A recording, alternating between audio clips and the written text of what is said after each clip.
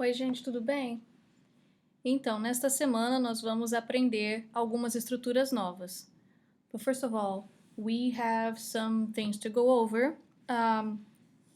For this week, you guys should be doing your talk abroad experiences, so be sure to go ahead and schedule your talk abroads because sometimes the people get overwhelmed. We don't have as many English speakers Portuguese speakers to do the talk abroad as we have Spanish, so we have less availability. So please be sure to schedule ahead, go ahead and already do that, and also submit when you're done with your conversation, submit the report to me. Besides that, you also have the first exercise for a writing composition task. And you should not be writing your composition. I just want you to brainstorm some things that will be linked to the composition theme. So you can draw, you can sketch, you can do word brainstorming, basically sketch your composition, and you should be submitting that for a part of your grade as your final grade towards the composition. So this week we will be doing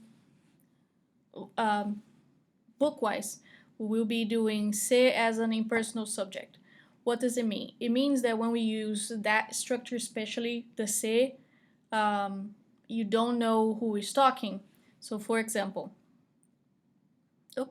not what I wanted. They decided to change this just now. So for example, we have over here, fala-se português nos 5 continentes. Who speaks Portuguese? We don't know because there's not a subject over here. This se is not reflexive. This se is another particle that will allow us to not know who is talking. It's an impersonal particle. It does resemble the reflexive se, but Portuguese is savage. You already knew that. How do I know? Context. If there's not a subject before the verb, or if the verb is not reflexive itself, because I cannot talk to myself, well, I can, but then I wouldn't be too sane. But yeah, if the verb doesn't imply reflexiveness, then it will be impersonal. Let me see. O que é que se faz? Who does? So fazer is to do, right? Who is doing what over here? You don't know. You just want to know what you should be doing, but without using you. That's why you use se over here. In this case, the same thing. This case, the same thing. I think it will be the same related as one would. So one would try all types of strategy. It is, or you could be use it to substitute this. Require a lot of dedication, blah, blah, blah, blah, blah. And so on and so forth. How do I change pages here? Okay. In Portuguese, the word se, haha, has several meanings, so no kidding. The verb plus se construction is used to emphasize the occurrence of an action rather than the persons responsible for that action. Yeah. So the noun, what is needed, sold, offered, usually follows the verb. We usually have impersonal sentences when we are needing something, selling something, offering something. But not the case of the exercise. The exercise is speaking, which is rare, but it happens. The persons, who, sells, offers, etc. are not mentioned. So this is normally done in English with the passive voice. Is, are, past participle. Portuguese is spoken in Brazil instead of fala-se português no Brasil. Okay.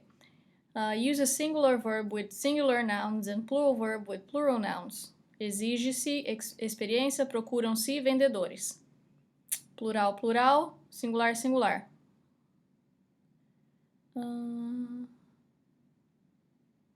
This is Portuguese from Portugal. In Brazil, the rule is valid. Plural, plural, singular, singular. When the construction is not followed by a noun, but rather an adverb, which is muito, rápido, depressa, devagar, pouco, etc. Adverb qualifies the way an action is done. An infinitive, which is a verb finished in an R, a past participle, or a clause, or another sentence, right? You use a singular verb. This one is done in English with indefinite subject as they, you, one, people. Trabalha-se muito nessa empresa. They work a lot in this company. They who? We don't know. But we know it's they because we don't know who they are.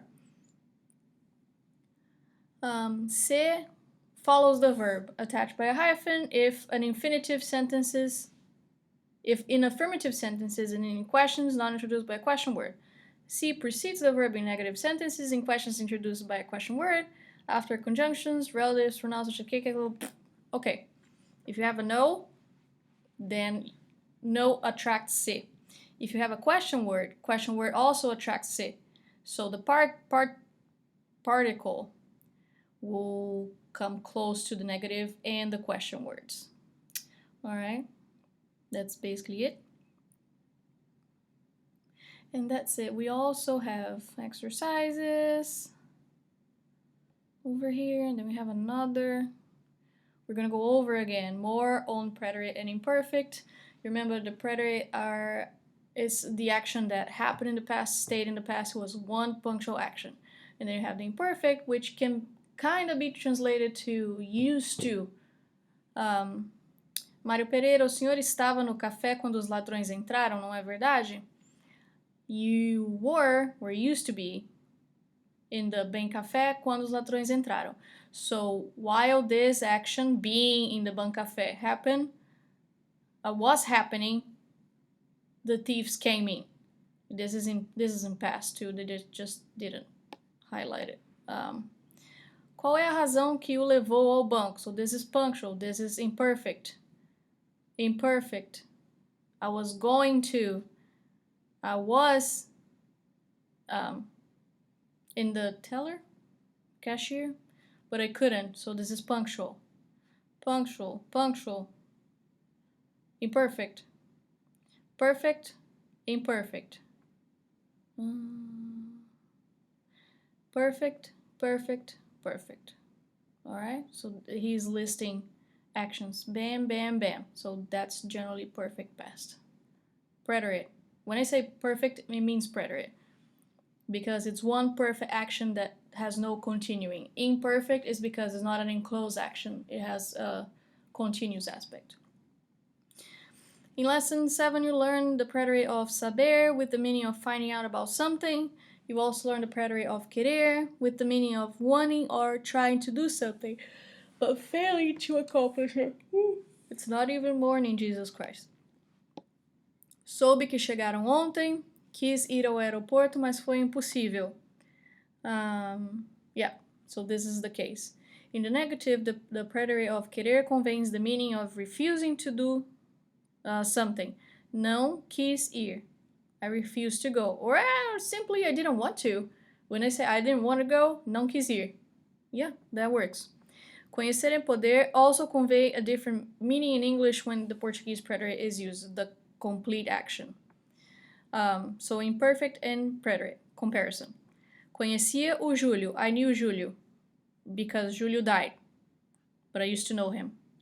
Conheci o Júlio last week, semana passada. So I met Júlio.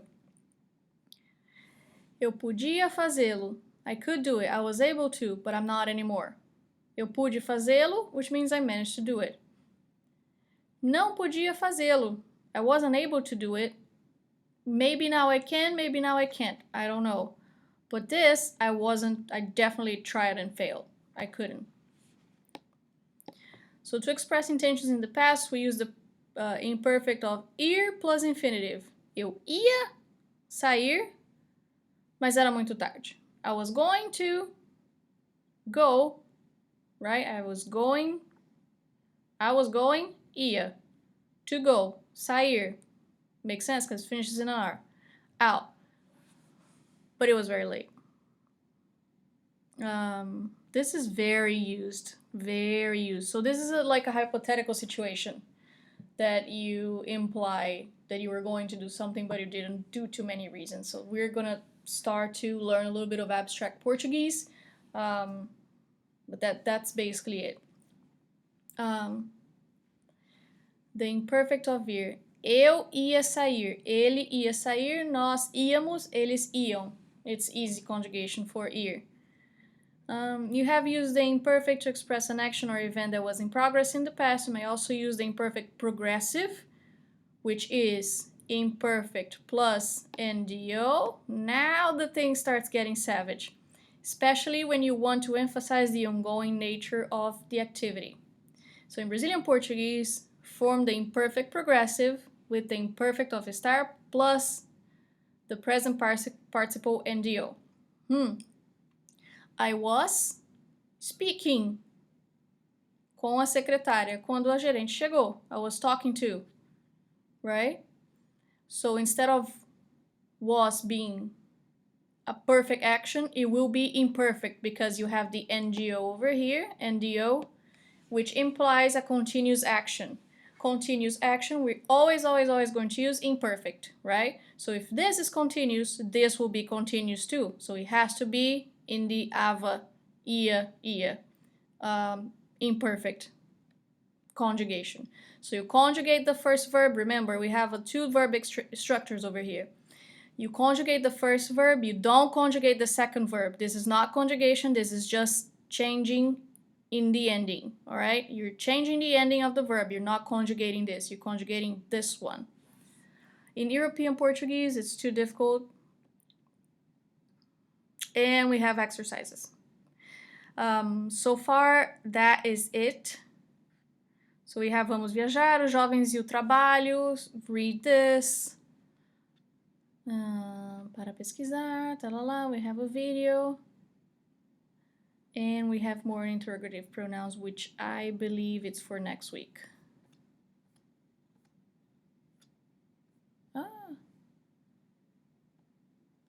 Here. Os Jovens do Trabalho, tanana, and then the rest is next week. So remember, complete Talk Abroad Conversation 1, submit the report after you've done your Talk Abroad, and submit formal writing assignment 1, which is a brainstorming of your ideas, not your composition, okay? Thank you so much. That's it for today.